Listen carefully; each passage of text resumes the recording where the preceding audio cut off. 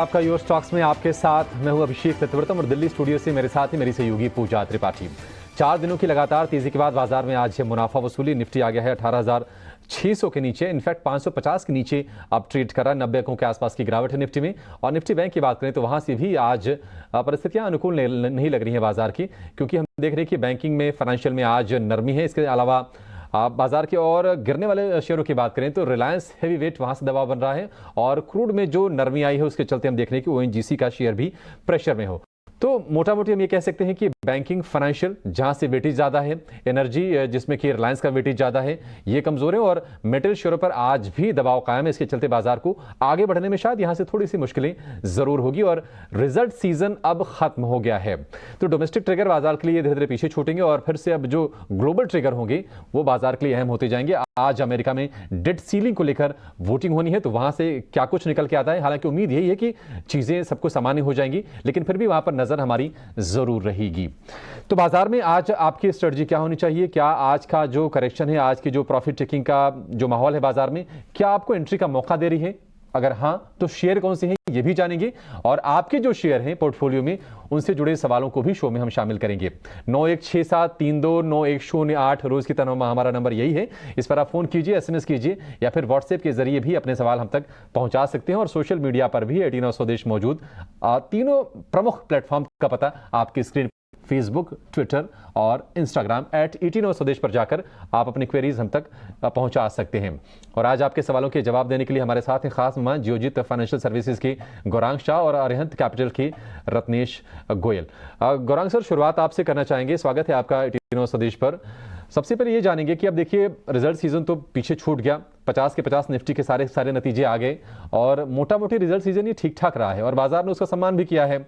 अब यहां से बताइए कि बाजार की चाल कैसी होगी, क्योंकि नजरें सबकी अब है रिकॉर्ड हाइज पर। हालांकि कहा यह जा रहा है कि औपचारिकता भर है, लेकिन आज का जो प्रॉफिट टेकिंग है, आप इसको कैसे देख रहे हैं, और यहां से बाजार को किस तरह से अपनी रणनीति बनानी चाहिए?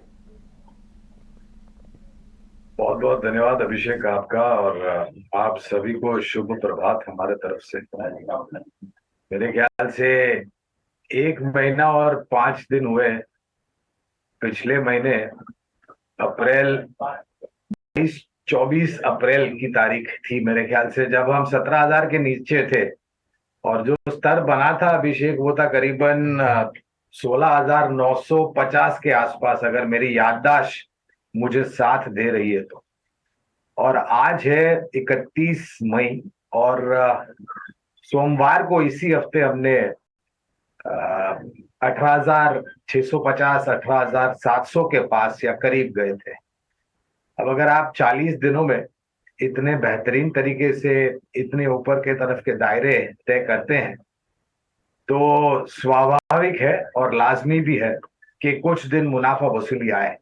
और आपको बखूबी याद होगा, हमने काफी समय 18,100 और 18,400 के बीच में बिताया था, जिससे बाजार को एक सहायता मिली थी मजबूत बुनियाद बनाने के लिए। और उसी बुनियाद के आधार पर हमने फिर जब वो पड़ाव पार किया 18,400 का नायक तरीके से बाजार बंद होने के बाद, तो उसका नतीजा ये हुआ कि हमने 18,700 तक के भी स्तर देखे। अब ऐसी ऊपर के तरफ के दायरे बाद 1-2 दिन या 2-4 दिन भी अगर थोड़ी बहुत मुनाफा वसूली आती है, ऊपर के तरफ से स्तर से नीचे आते हैं, तो उसमें मेरे ख्याल से किसी को शिकायत करने का मौका नहीं होना चाहिए। और हम हमेशा यही ज्ञान देते हैं, जो हमें ज्ञान मिलता है कि बाजार में जब मुनाफा वसूली आती है, करेक्शन आता है, तो बाजार की सेहत के लिए, निवेशकों के लिए ये बहुत अच्छी बात है। सेहत अच्छी बनती है इससे, और नए निवेशकों को मौका मिलता है करेक्शन में आ करके उन शेयरों में निवेश करना जो कि आपको अच्छे लगते हो, बुनियादी तर्क के आधार पर थोड़ी पढ़ाई करके अनुशासन के साथ निवेश करते हैं। तो शेयर बाजार ने मेरे अनुभव में तो कभी भी निराश नहीं किया है। अब चौथी तिमाही के नतीजे की जो बात की, तो बहुत ही जो अनुमान था उससे कुछ क्षेत्रों में नतीजे अच्छे आए, कुछ में मेरे ख्याल से थोड़ी बहुत मायूसी थी। मिसाल के तौर पर आईटी सेक्टर या कुछ फार्मा सेक्टर कंपनियां। बाजार अब मेरे ख्याल से उस खबर पर ध्यान देगा जो कि वर्षा ऋतु को लेकर के, मेघराज को लेकर के, और दस्तक देने ही वाला है। बहुत जल्द अगले हफ्ते बाजार का आगमन हो जाएगा साउथ मोस्ट टिप से। तो मैं ये सोच रहा हूँ कि थोड़ा कंसोलिडेट होगा यहाँ पर। बहुत बड़ी गिरावट यहाँ से मुझे नहीं लग रही है, हाँ, लेकिन थोड़ी बहुत मुनाफा वसूली आती है तो अच्छी बात है। उम्मीद यही करते हैं कि अंतर्राष्ट्रीय स्तर से और स्थानीय मार्केट से कोई ऐसी बुरी खबर ना आए जिससे बाजार थोड़ा बहुत धराशायी हो जाए। लेकिन हर गिरावट में मेरे ख्याल से खरीदारी का मौका है। समय दीजिए बाजार को, एक अच्छी चाल चलिए, थोड़ा बहुत थमकर सांस ले और फिर आगे बढ़े, ये हमारा अनुमान है। ओके, ठीक है। तो ये है राय बाजार पर, और बाकी सेक्टर स्पेसिफिक व्यूज भी आपसे आपको सुनवाए गए। अब आगे बढ़ते हैं और अब पहले दर्शक को भी शामिल कर लेते हैं। हमारे साथ फोन लाइन पर जुड़ चुके हैं अशोक कुमार जी, रांची से हैं ये। अशोक जी नमस्कार, अपना सवाल पूछिए। नमस्कार। मेरा आईटीसी का शेयर है 1415, 170 का एवरेज प्राइस है। ओके, चलिए, कॉन्ग्रेचुलेशंस आपको। पहले तो काफ़ी समय के से होल्ड कर रहे हैं, लॉन्ग टर्म निवेशक है और अच्छा मुनाफा भी हो रहा है आपको। तो आईटीसी में अभी आपको पैसों की ज़रूरत तो नहीं है, आप अभी भी बने रह सकते हैं, समय दे सकते हैं स्टॉक को। हाँ, अभी और हम रख सकते हैं। ठीक है गौरांग, आपसे सवाल होगा आईटीसी पर। अभी कुछ दिन पहले स्टॉक ने अपने रिकॉर्ड लेवल्स भी छुए थे। चौथी तिमाही आने के बाद लगातार एक तेजी बनी हुई है। आज हालांकि थोड़ा दबाव में है स्टॉक, लेकिन वो मार्केट का ही पूरा हाल ऐसा है, इस वजह से हम देख रहे हैं यहाँ पर भी प्रेशर है। बट इनको शानदार मुनाफा हो रहा है। कुछ प्रॉफिट बुक करने की राय देंगे या फिर अभी बने रहे और ऐड कर लेना चाहिए, इनको सजेस्ट करेंगे आईटीसी पर आप? दो तर्क है या दो सुझाव हम देना चाहेंगे। पहले तो हमारे पास आईटीसी के ऊपर बुनियादी तर्क के आधार पर खरीदारी की राय है, ये डिस्क्लोजर है हमारी तरफ से। लेकिन और पिछले 6 महीने साल भर में अगर आप देखें तो बहुत ही शानदार तरीके से इसने अपनी अदाकारी निभाई है। एक समय था जब ये एफएमसीजी क्षेत्र का एक दिग्गज शेयर जाना जाता था, जानना जाता है और आने वाले भविष्य में भी जाना जाएगा। हाल ही में नतीजे आए थे मेरे ख्याल से पिछले हफ्ते। हमारा पहला लक्ष्य आ गया है जो कि करीबन 425 के आसपास का था।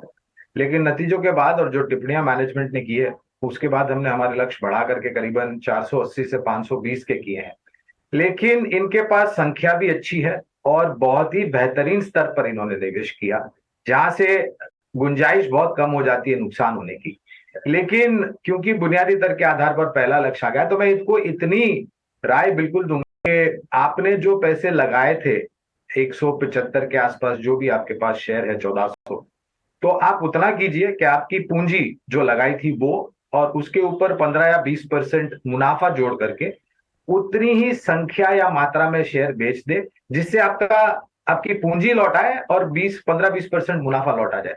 इससे क्या होगा कि आपके जो बाकी शेयर होंगे आपके पास पोर्टफोलियो में वो निःशुल्क हो जाएंगे, जिससे आपको कोई चिंता करने की जरूरत नहीं होगी। ये रणनीति करते तो मेरे ख्याल से एक बहुत ही सकारात्मक रणनीति होगी, जिससे इनको कोई चिंता नहीं होगी अगर ज्यादा ज्यादा बाजार में उतार चढ़ाव होता है तो।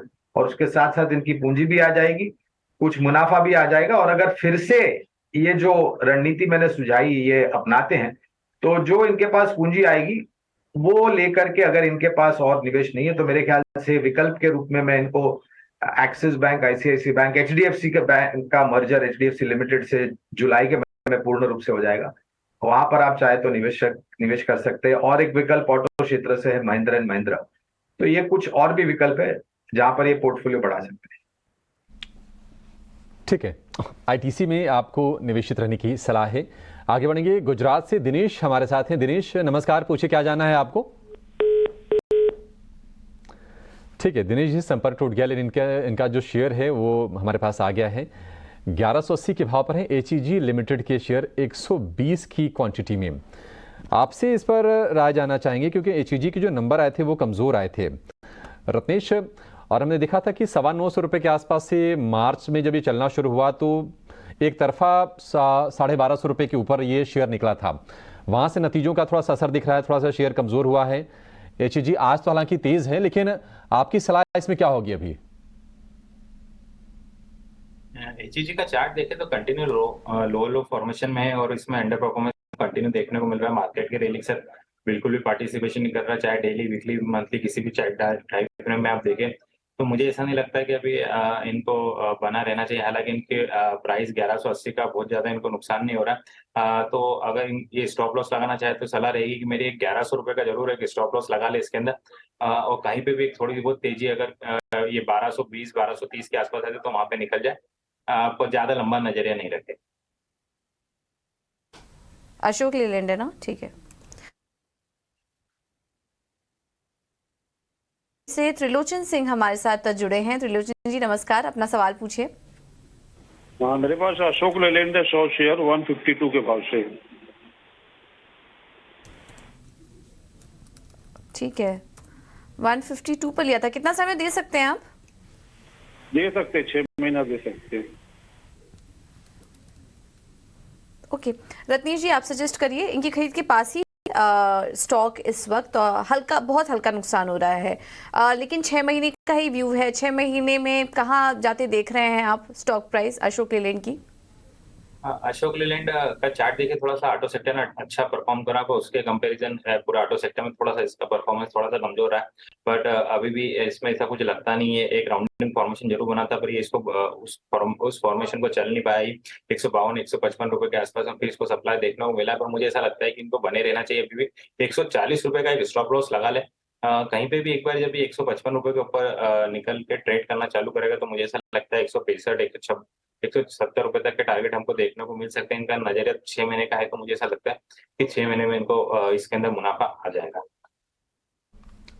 ठीक है, अशोक लेलैंड को लेकर रत्नेश का ये व्यू 146 रुपए के आसपास शेयर ट्रेड कर रहा है। हल्की सी तेजी आज इसमें है और अब ऑटो कंपनियों की जो बिक्री के आंकड़े आएंगे वो यहाँ से इनकी रफ्तार को तय करेंगे। दिल्ली से जो हमारे साथ हैं जोगिंदर जी, नमस्कार। आपके पास कौन सा शेयर है सर?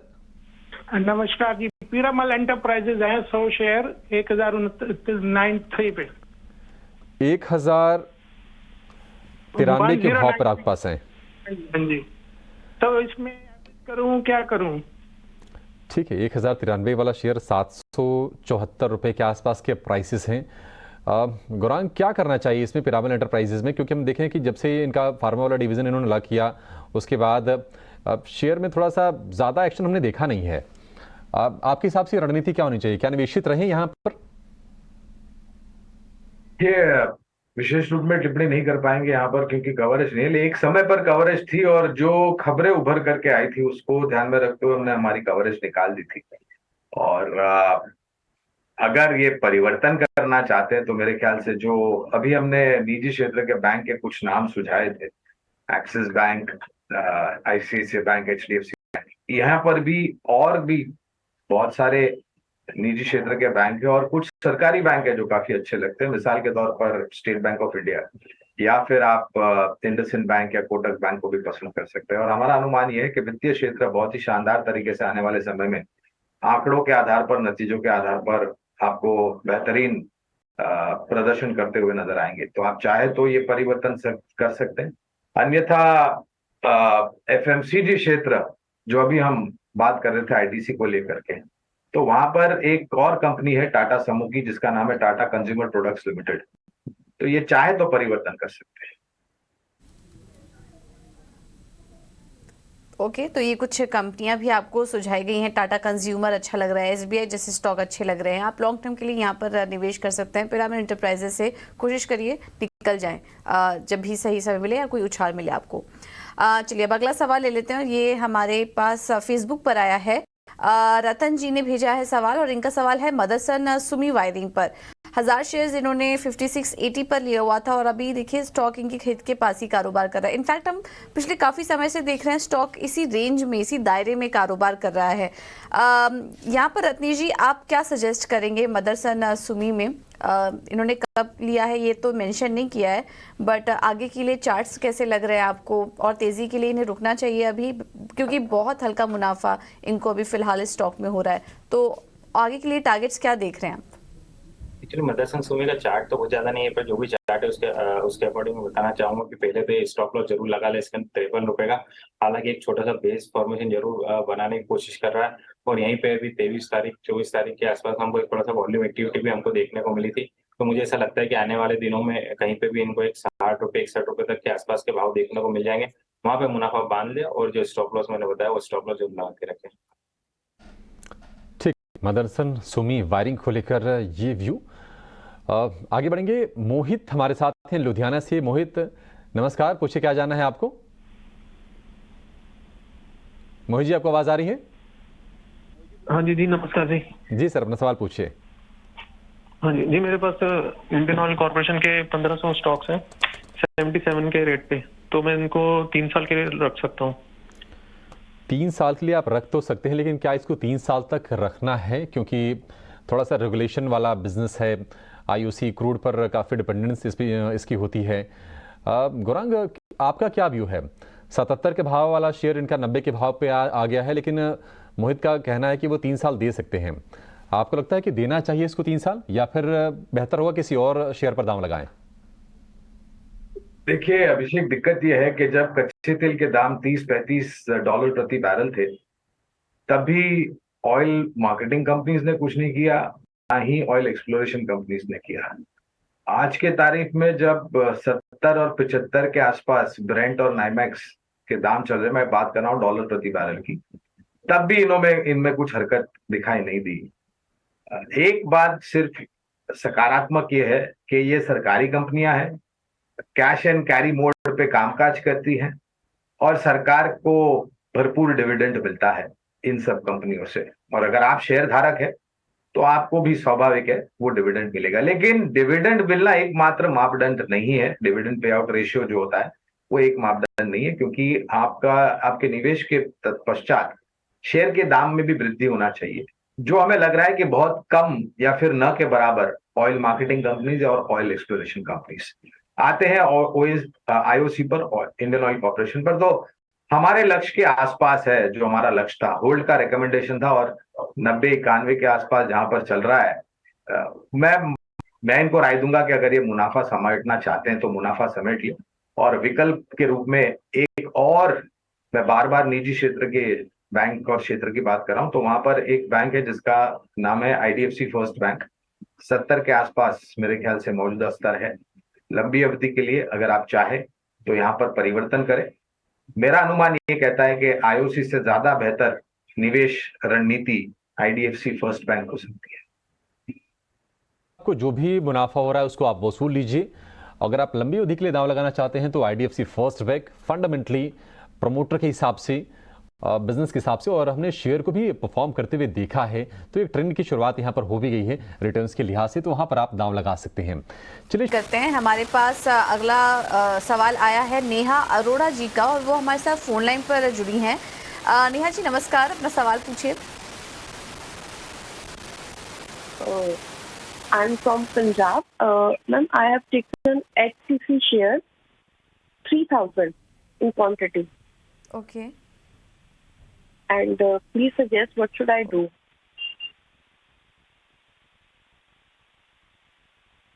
भी ज़्यादा ले लिया आपने HCC। वैसे तो कंस्ट्रक्शन ओवरऑल स्पेस अच्छा ही परफॉर्म कर रहा है, बट HCC में वो प्रदर्शन अभी तक नज़र नहीं आया है। और आप इस क्वार्टर के नतीजे हम देख रहे थे कि अच्छे हैं, लेकिन पिछले काफ़ी सालों से कंपनी लॉस ही कर रही थी। गौरांग, आप ही सजेस्ट करिए, HCC में क्या अब मौके आपको दिखाई दे रहे हैं तेजी आने के? इन्होंने 22 रुपए पे खरीदा हुआ था, अब इनको हल्का नुकसान हो रहा है, बट और तेजी के लिए बने रहना चाहिए। अच्छे फंडामेंटल्स नजर आ रहे हैं आपको, या फिर कोई दूसरा विकल्प सुझाएंगे आप? देखिए, आप ये भी बता रहे थे कि काफी समय से ये कंपनी नुकसान उठा रही थी, और बुनियादी तर्क के आधार पर कवरेज नहीं है, क्योंकि हमें नहीं लग रहा है कि इनकी इस कंपनी के फंडामेंटल इतना मजबूत है, इसलिए हमने कवरेज नहीं की है इस कंपनी के ऊपर। और अगर इन्होंने मात्र सिर्फ शेयर के भाव या फिर दाम देख करके निवेश किया है, तो मेरे ख्याल से ये एक समझदारी वाली बात नहीं है। इन्होंने इस कंपनी में निवेश क्यों किया है, या तो ये जाने या इनके सलाहकार जाने, लेकिन हमारी कवरेज नहीं है। हाँ, हम ये बिल्कुल मानते हैं कि इंफ्रास्ट्रक्चर और कंस्ट्रक्शन क्षेत्र में और बहुत सारी कंपनियां हैं जो इसके मुकाबले या इसकी प्रतिस्पर्धा में, कंपटीशन में या फिर कंपैरिजन में बहुत अच्छी हैं। उदाहरण के तौर पर एनसीसी लिमिटेड, जो कि तेलंगाना स्थापित कंपनी है, आंध्र प्रदेश तेलंगाना, KNR कंस्ट्रक्शंस है, PNC इंफ्रा है, ये सब बेहतर विकल्प है HCC की तुलना में। कवरेज नहीं है इसलिए विशेष रूप में टिप्पणी नहीं करूंगा, लेकिन मैं उम्मीद रखता हूं कि इन्होंने कुछ जानकारी रखकर और पढ़ाई कर कर निवेश किया होगा, ना कि किसी के कहने पर या फिर दाम देख करके। ठीक है, तो आप SEC से निकल जाइए। जो नाम गौरांग ने लिए, कहते हैं कि समझदार के लिए इशारा काफ़ी। ये निश्चित तौर पर एक बेहतरीन कंपनी है, कारोबार मजबूत है और इनके पास जो ऑर्डर बुक है वो कहीं ना कहीं इसकी भरोसा देते हैं कि आगे भी यहाँ परिस्थितियाँ बेहतर रहेंगी। चलिए अब जरा जानते हैं कि कम्युनिटी के ABCD में आज क्या है खास। विश्वमोहन है हमारे साथ।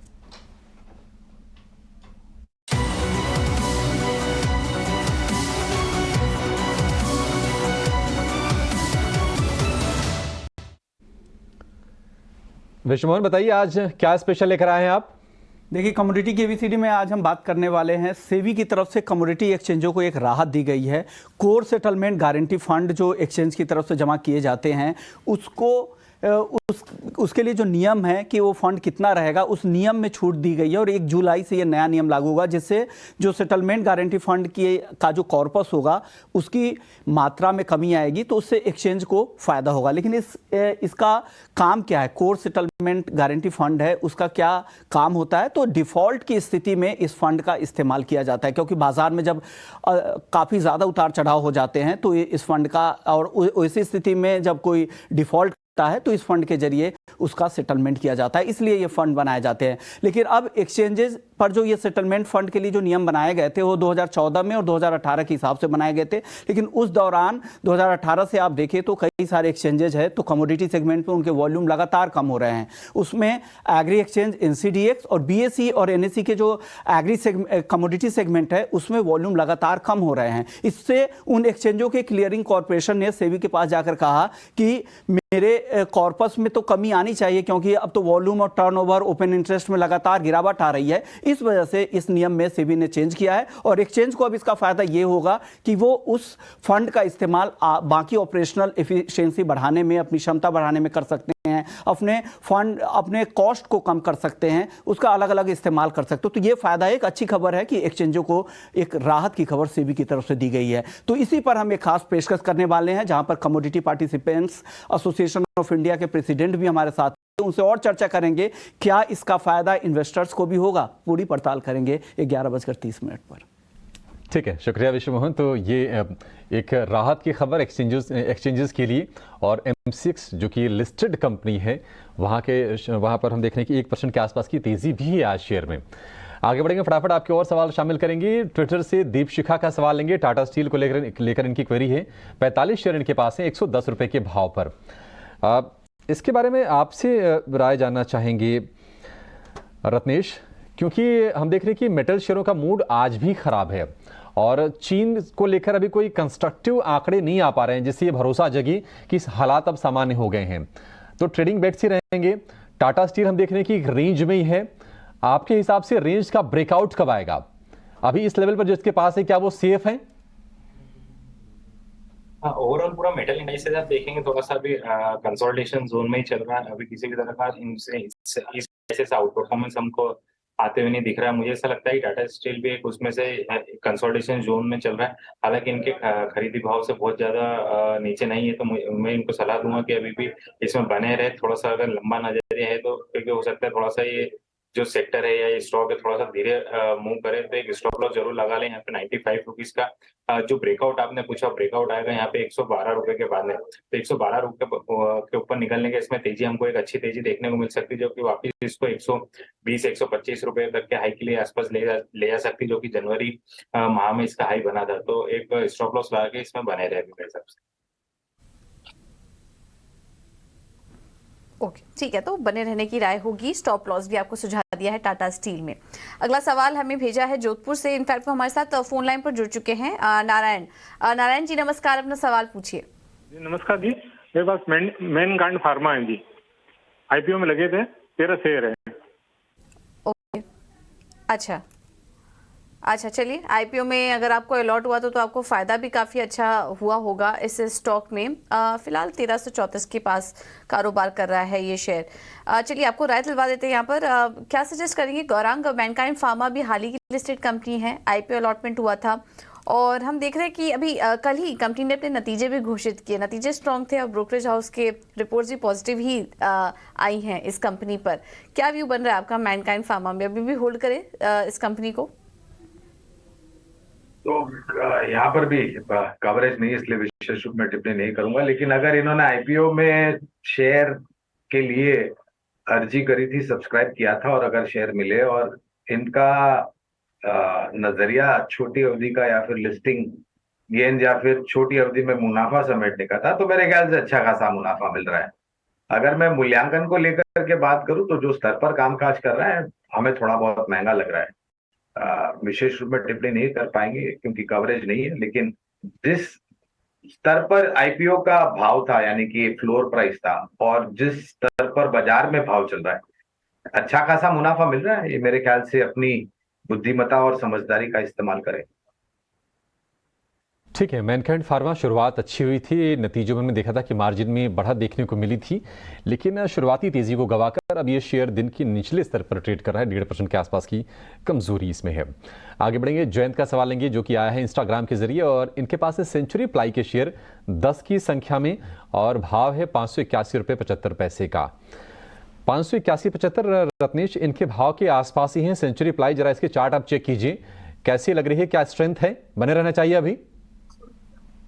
इनके भाव के आसपास ही चल रहा है, अभी थोड़ा सा कंसोलिडेशन जोन में है। सेंचुरी प्लाई काफी टाइम से कंसोलिडेशन चल रहा है। मुझे ऐसा लगता है कि कहीं ना कहीं इसमें बेस फॉर्मेशन चालू हो गया है। कहीं पे भी एक बार 590 595 के ऊपर निकलेगा तो एक कंसोलिडेशन का ब्रेकआउट हमको देखने को मिलेगा, जो कि 660 तक ले इनको लेके जा सकते। थोड़ा सा लंबा नजरिए रखे और स्टॉप लॉस लगाए 540 का, और बने रहे, एक बार थोड़ा 590 के ऊपर निकलने का वेट करें।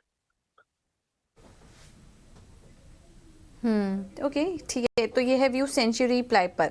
व्हाट्सएप पर भी हमें अगला सवाल है भेजा है हरीश जी ने। ग्रीव्स कॉटन लिया हुआ इन्होंने 250 शेयर्स 155 पे लिया था और स्टॉक में हम देख रहे हैं कि लगातार कमजोरी बनी हुई है। इन्होंने जहां से एंट्री लेने की कोशिश की वहां से भी स्टॉक अब नीचे आ चुका है, 131 के पास कारोबार कर रहा है और जो इनका 52 वीक लो है वो 118 के आसपास है। रत्नेश जी, आपसे ही सवाल होगा, क्या ग्रीव्स कॉटन में यहाँ से और वीकनेस आप देख रहे हैं? स्टॉक आज भी नीचे है करीब 3%, कि यहाँ से और भी वीकनेस दिख सकती है और इन्हें क्या सजेस्ट करेंगे आप?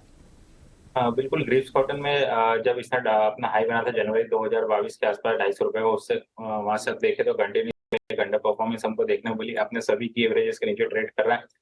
अंडर परफॉर्मेंस है, कंटिन्यू लो फॉर्मेशन में, डेली वीकली चार्ट पे आप देख ले किसी भी टाइम फ्रेम में इस पर कहीं पे भी रिवर्सल नहीं नजर आ रहा है। मेरे हिसाब से या तो इसमें से निकलने की सलाह रहेगी।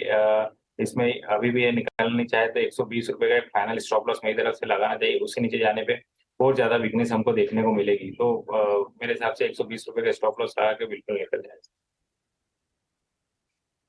120 रुपए का स्टॉप लॉस लगाने की सलाह है इसमें। निर्मल का सवाल लेंगे, फेसबुक के जरिए इनका सवाल आया है और इनके पास है एचडीएफसी लाइफ के शेयर 800 की संख्या में 579 रुपए के भाव पर। बस डिजिट चेंज हो गए हैं, 579 वाला 597 हो गया, ये प्राइस अभी चल रहा है और हम देख रहे हैं कि इनको प्रॉफिट है 14,600 रुपये का, चूँकि क्वांटिटी इनकी ज़्यादा है, 800 की संख्या में है। गौरांग सर, आज तो अबरदीन ने अपना थोड़ा सा स्टेक ट्रिम किया है, खबरें आई हैं कि एचडीएफसी बैंक ने लिया है ब्लॉक डील में। आप ये बताइए कि एचडीएफसी लाइफ, हालांकि इंश्योरेंस स्टॉक्स ने निराश किया है, कुछ बजट के अनाउंसमेंट्स ने भी थोड़ी सी निराशा भरने का काम किया, अभी आपको ये कैसा लग रहा है एचडीएफसी लाइफ? क्या निवेशित रहें, समय दें, क्योंकि इनके भाव के आसपास ही है, प्रॉफिट होगा इनको? अभिषेक, अगर लंबी अवधि का नजरिया है तो हम बने रहने की राय देंगे। और आपने सही फरमाया कि बजट में जो वित्त मंत्री जी ने घोषणा की उसको लेकर के थोड़ी बहुत नकारात्मक परिस्थिति थी, लेकिन उस तरह से अब उभरे हैं सभी जीवन बीमा क्षेत्र से जुड़े हुए शेयर, वो फिर एचडीएफसी लाइफ हो, आईसीआईसीआई प्रूडेंशियल हो, एसबीआई लाइफ हो या फिर एलआईसी ऑफ इंडिया। और दिक्कत यह है कि लोगों की समझदारी और सोच में अब परिवर्तन हो रहा है महामारी के बाद। पहले क्या होता था, आप जीवन बीमा लेते थे सिर्फ टैक्स बचाने के लिए, लेकिन अब लोगों की जो बुद्धिमत्ता है उसमें सुधार आया है, क्योंकि ये एक ऐसा प्रोडक्ट है जो आपके परिवारजन को सुरक्षित करता है, अगर भगवान न करे आपको कुछ हो जाए तो। और उस चीज को ध्यान में रखते हुए अब जो इंश्योरेंस ले रहे हैं वो एश्योर्ड बढ़ा ले रहे हैं, जिससे जो प्रीमियम इनफ्लो जीवन बीमा की कंपनियां है उसको न्यू प्रीमियम इनफ्लो जिसे हम कहते हैं वो ऊपर की तरफ आ रहा है। और हमारी जो जनसंख्या है अभिषेक, उसमें से अगर आप देखने जाएं लोगों ने जिन्होंने जीवन बीमा लिया है तो वो एक लोअर सिंगल डिजिट आता है। कहने का तात्पर्य है कि इंश्योरिंग द अनइंश्योर्ड एक बहुत बड़ा अपॉर्चुनिटी इन सब कंपनियों की। तो लंबी अवधि का निवेश है तो मैं बने रहने की राय दूंगा। ठीक है, लंबी अवधि का अगर आपका नजरिया है तो आपको बने रहने में कोई हर्ज नहीं है, आराम से उसको समय दीजिए। आपको प्रॉफिट हो रहा है, लेकिन ये प्रॉफिट और ज़्यादा बढ़ने की उम्मीद है। लेकिन एक चीज़ आपको बता दें हम कि रोज़ हम 8:15 पर और सुबह 9:05 पर लेकर आते हैं निकुंज की नज़र, जिसमें आपको बाजार के बारे में व्यू बनाने के लिए बिल्कुल सटीक सलाह मिलती है। लेकिन इसके अलावा भी निकुंज की नज़र वीकेंड स्पेशल समेत तमाम ऐसे सेगमेंट्स होते हैं जहां पर आपको बाजार के बारे में, पर्सनल फाइनेंस के बारे में आपको बिल्कुल अच्छी अच्छी बातें सुनने को मिलती है, ज्ञान मिलता है, आपका ज्ञानवर्धन होता है। लेकिन एक नए कले में निकुंज की नज़र हम लेकर आ रहे हैं, एक झलक देखिए आप।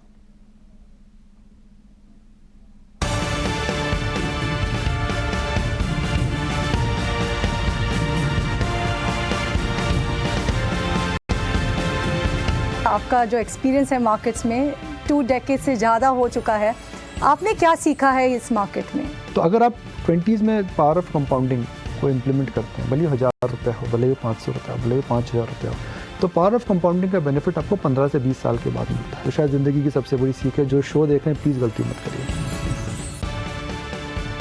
अब क्या ट्रेंड पिकअप होगी? ये टाइम कुछ डिफरेंट होगा। चलिए 6 महीने में कहाँ मेरे को दिखता है कि तेज़ी दिखती है। मुझे लगता है बैंक्स में तेज़ी रहेगी, एनपीएस अभी नहीं है, कॉर्पोरेट बैलेंस शीट ठीक ठाक है। तो मुझे लगता है बैंक्स की साइकिल 6-8 महीना रहेगी। Big money is been made. मुझे लगता है the entire cycle is not over.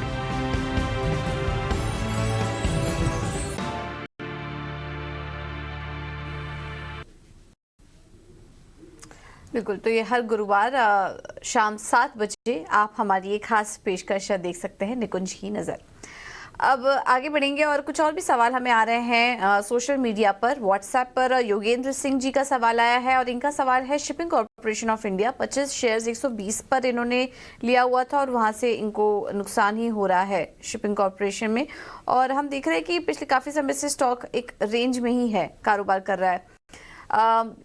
काफ़ी हल्का नुकसान हो रहा है फिलहाल तो इनको। लेकिन रत्नेश जी, एससीआई के चार्ट्स देखकर बताइए यहाँ पर क्या व्यू बन रहा है आपका? एससीआई में हमको थोड़ा सा प्रीवियस अगर हम देखेंगे तो दिसंबर जनवरी महीने में थोड़ी सी काफी अच्छी हमको तेजी देखने को मिली थी। उसके बाद में कंसोलिडेशन दिया, मेरे ख्याल से इसमें कुछ कॉर्पोरेट एक्शन भी हुआ है।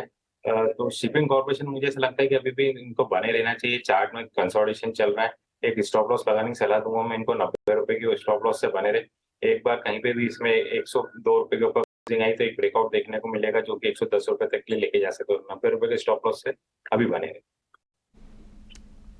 ठीक है, शिपिंग कॉर्पोरेशन को होल्ड करने की सलाह है। लेकिन रेलवे स्टॉक्स लगातार फोकस में हैं। आरवीएनएल के कमजोर नतीजे आए थे, शेयर में हमने कमजोरी देखी भी और लगातार वो शेयर प्रॉफिट टेकिंग का शिकार हो रहा है। लेकिन एक शेयर जो इन तमाम हम देख रहे थे कि जब फोकस में शेयर आ रहे थे RVNL, rights, IRCON, IRFC, IRCTC कहने की चर्चा में पीछे छूटा हुआ था। लेकिन चूंकि नतीजे आ गए आईआरसीटीसी के तो उसकी चर्चा भी कर लेते हैं। और कंपनी का जो मुनाफा अनुमान से बेहतर रहा है, आय में भी 40% की ग्रोथ हुई है। और नतीजों पर बातचीत करने के लिए हमारे साथ जुड़ गए हैं कंपनी की चेयरपर्सन और एमडी रजनी हसीजा।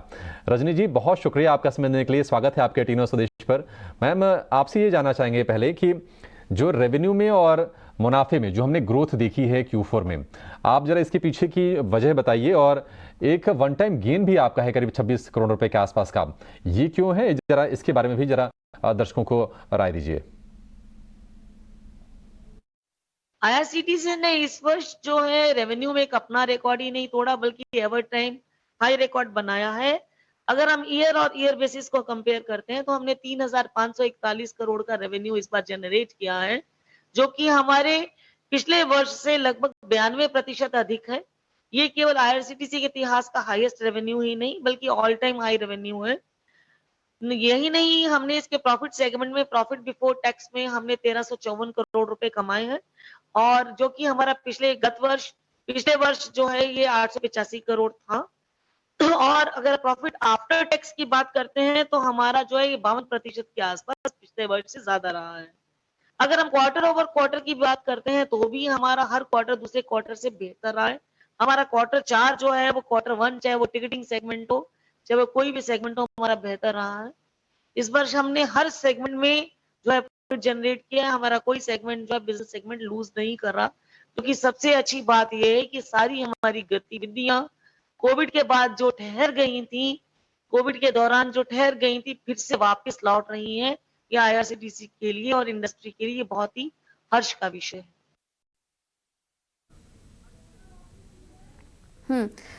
तो हर सेगमेंट तो अच्छा प्रदर्शन कर रहा है रजनी जी, लेकिन टिकटिंग वॉल्यूम्स में हमने देखा सालाना आधार पर भी और क्वार्टर ऑन क्वार्टर भी जो ट्रेंड रहा है वो फ्लैट ही रहा है, ग्रोथ सपाट देखने को मिले हैं। इसके पीछे क्या वजह आप देख रही हैं और आने वाले समय के लिए इंटरनेट के जरिए जो टिकटिंग होती है उसमें आप किस तरह की ग्रोथ एक्सपेक्ट कर रही हैं? इन दी लास्ट क्वार्टर में हमने लगभग 10 करोड़ के आसपास जो है वो टिकटें बुक करी थी। इस 10 करोड़ में आप कह सकते हैं कि हमारा जो है औसतन हमने एक माह में लगभग 3-3.5 करोड़ के आसपास टिकटें जो है वो बुक करी है, और इसमें हमारा प्रतिदिन का जो औसत है वो 11.82 लाख के आसपास आता है, जो 22-23 का हमारा एवरेज है किसी भी दिन का। एक दिन में यानी कि 11,82,000 टिकटों का औसतन हमारा वो है जो टिकटें हमने बुक करी हैं। टोटल हम 82% बुक कर चुके हैं और हमारा 18% अभी भी ऑफलाइन मोड में है। हमारी कन्वीनियंस फी के अलावा टिकटिंग क्षेत्र में नॉन कन्वीनियंस फी रिसोर्सेज भी बहुत अच्छा कर रहे हैं, जिनमें हमारा लॉयल्टी सेगमेंट है, जिसमें हम डिफरेंट बैंकों के साथ क्रेडिट कार्ड लेके आते हैं और उसमें हमारी रेवेन्यू शेयरिंग होती है, वो होता है। देन हमारा एडवर्टीजमेंट बिजनेस है जो वेबसाइट के थ्रू होता है। इसके अलावा हमारा पेमेंट गेटवे का बिजनेस है, हमारा अपना पेमेंट गेटवे है, जिससे भी हमें काफी अच्छी मात्रा में मिलता है। अगर हम दोनों का हम मिश्रण लें तो हमें कन्वीनियंस फी से इस वर्ष जो हमारा टोटल 1198 करोड़ रुपया जो टिकटिंग का रेवेन्यू है, उसमें से 802 करोड़ रुपया हमें कन्वीनियंस फी के माध्यम से मिला है और 396 के आसपास हमें जो मिला है वो हमें नॉन कन्वीनियंस फी रिसोर्सेज जो कि अदर देन टिकटिंग है उनसे मिला है, जो कि पिछले वर्ष यही आंकड़ा जो है वो 334 करोड़ था। तो आप कह सकते हैं कि हमने इस क्षेत्र में भी पिछले वर्ष से बहुत अच्छा किया। रजनी मैम, थोड़ी समय की किल्लत है, अदरवाइज आपसे हम थोड़ी लंबी बातचीत करते, क्योंकि निश्चित तौर पर आपसे बातचीत करना हमेशा अच्छा भी लगता है और दर्शकों की बहुत काम की भी होती है। लेकिन एक चीज़ जो दर्शकों को हमें लगता है कि परेशान कर रही होगी, अब जो आपके इन्वेस्टर्स होंगे, मार्जिन हम देख रहे हैं कि लगातार इस तिमाही में भी गिरा है और उसकी वजह यह है कि कैटरिंग का जो कॉन्ट्रीब्यूशन है वो बढ़ा है, जो कि एक लो मार्जिन वाला बिजनेस है अगर हम तुलना करें टिकटिंग वाले कारोबार से। तो इस मार्जिन को इंप्रूव करने के लिए आप किस तरह से कदम उठा रही हैं ये बताइए, और ये भी बताइए कि यहां से आप मार्जिन की जो दिशा है, जो ट्रेजेक्ट्री है, वो किस तरह की देख रही हैं आप? ये हमारे मार्जिन मिक्स में काफी परिवर्तन इसलिए आया है कि हमारा एक सेगमेंट केटरिंग जो प्री कोविड लेवल में ये 45% के आसपास हमारे बिजनेस में कंट्रीब्यूट करता था। केटरिंग के दौरान टिकटिंग ने ओवरटेक किया उसको, 2 और 2.5 वर्ष तक टिकटिंग हमारा मेजर कंट्रीब्यूटर होता रहा, तो हमारे एबिट मार्जिन होते उसके हिसाब से काफी ज्यादा आ रहे थे। अब हमारा केटरिंग का जो सेगमेंट है इससे हमारा रेवेन्यू बढ़ रहा है, इससे हमारे एबिट मार्जिन थोड़े लोली इंपैक्ट हुए, लेकिन एब्सोल्यूट नंबर्स में अंतर नहीं आया। जैसा कि आप ओवरऑल देख सकते हैं कि हमारी प्रॉफिटेबिलिटी हाईएस्ट है एब्सोल्यूट नंबर पर, इसीलिए हमने किसी भी वर्ष से ज्यादा डिविडेंड अपने इन्वेस्टर को इस बार दिया है। एक शेयर 2 रुपए पर टोटल डिविडेंड जो है पूरे वर्ष का वो 5.5 रुपीज का है, 5 रुपए या 50 पैसे का है। इसमें से हम 3.5 रुपया पहले ही दे चुके हैं एज एन इंटरिम डिविडेंड और 2 रुपया अभी हम आफ्टर एजीएम से अप्रूवल हम देने जा रहे हैं। तो आप कह सकते हैं कि एब्सोल्यूट नंबर पर फर्क नहीं पड़ने से हमारे डिविडेंड की मात्रा किसी भी वर्ष से अधिक टोटल 44% ऑफ द जो है वो पैट रही है। तो ये एक अपने आप में बहुत ही गणितीय गणित के अनुसार ये बहुत बड़ा अचीवमेंट है। ठीक है रजनी मैम, बहुत शुक्रिया आपका समय देने के लिए और नतीजों के साथ साथ आउटलुक भी थोड़ा सा शेयर करने के लिए। तो आईआरसीटीसी आज हम देख रहे हैं कि थोड़ी सी मजबूती है शेयर में, आधे % के आसपास की तेजी के साथ ये शेयर 640 रुपए पर ये ट्रेड कर रहा है। गौरांग सर, आप जरा आईआरसीटीसी पर व्यू दीजिए। देखिए, आय मुनाफा ये सब तो ठीक है, मार्जिन में एक साइजेबल कॉन्ट्रैक्शन है, काफ़ी कमी आई है। आपको लगता है कि ये चिंता की बात है या फिर इसको थोड़ा दूसरे नज़र से देखना चाहिए शेयर को? अगर आप आईपीओ का स्तर, मेरे ख्याल से अगर मेरी याददाश्त मुझे साथ दे रही है तो 345 के आसपास था। तो मैं शायद गलत हो सकता हूँ, आप नजर डाल सकते हैं इसके ऊपर। मैं बात कर रहा हूँ जब आईआरसीटीसी का आईपीओ आया था जो प्राइस था, उसके बाद एक बहुत ही शानदार रिटर्न आईआरसीटीसी ने खड़ा करके दिया। जो भी निवेशक लंबी अवधि के लिए निवेश किया था इस पर्टिकुलर आईपीओ में या फिर लिस्टिंग के बाद जिन्होंने खरीदा था, फिर कुछ कॉर्पोरेट डेवलपमेंट आई, 3000 के पार भी गया था मेरे ख्याल से, जो मुझे याद आ रहा है। और फिर कुछ कॉर्पोरेट डेवलपमेंट हुए और वो एडजस्टमेंट हुआ और भाव एडजस्ट हुआ। लोगों को ज्यादातर ये लगता है कि आईआरसीटीसी केवल मात्र टिकट बुकिंग की सुविधाएं उपलब्ध कराती है यात्रियों को, लेकिन टिकट बुकिंग के अलावा अभिषेक ये काफी सारे और भी काम करती हैं भारतीय रेल के लिए। और भारत रेल मंत्रालय ने जिस तरीके से जो मात्रा में वंदे भारत ट्रेन चलाने की बात की, मेरे ख्याल से जो आंकड़ा था वो 400 का आंकड़ा था, वंदे भारत ट्रेन पूरे भारतवर्ष में चलेगी। बहुत बड़ी अपॉर्चुनिटी है। और अभी जिस तरीके से टिप्पणी मैनेजमेंट के तरफ से हम सुन रहे थे, मुझे लग रहा है कि अगर आपका निवेश निचले स्तर पर है और लंबी अवधि का है तो आप अपना निवेश बना करके रखें। बिल्कुल ठीक है, तो निवेश बना के रखिए। और भी काफ़ी सारे सेगमेंट हैं जिसका कि आपको फ़ायदा मिल सकता है लॉन्ग टर्म के लिए। तो ये है राय आईआरसीटीसी पर। मैनेजमेंट से हमने बात की, 0.5% ऊपर इस वक्त ये स्टॉक कारोबार भी कर रहा है। चलिए फिलहाल इस शो में इतना ही। गौरांग जी, रत्नेश जी, आप दोनों का ही बहुत बहुत धन्यवाद आज समय देने के लिए, तमाम स्टॉक्स पर अपनी रणनीति भी सुझाने के लिए। तो फिलहाल मुझे और अभिषेक को दीजिए इजाज़त। एक छोटे से ब्रेक के लिए रुकेंगे यहाँ पर और ब्रेक के